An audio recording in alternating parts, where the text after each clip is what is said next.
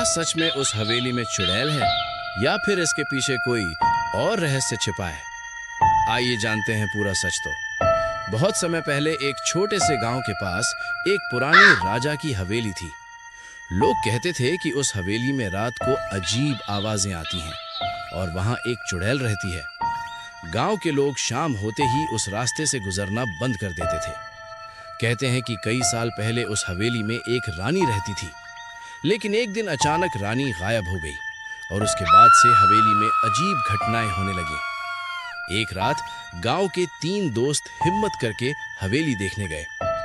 जैसे ही वे अंदर पहुंचे, अचानक ठंडी हवा चलने लगी। दरवाजे अपने आप धड़ाम से बंद हो गए। तभी ऊपर की मंजिल से पायल की आवाज सुनाई दी, छन छन छन। तीनों डर गए, लेकिन फिर भी धीरे धीरे ऊपर जाने लगे।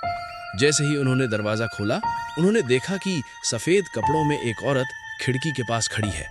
उसकी आंखें लाल थीं और बाल जमीन तक लटक रहे थे। वो धीरे धीरे मुड़ी और जोर से हंसने लगी, हा हा हा हा हा। तीनों दोस्त डर कर भागे और किसी तरह हवेली से बाहर निकले। उस दिन के बाद किसी ने भी राजा की हवेली में जाने की हिम्मत नहीं की।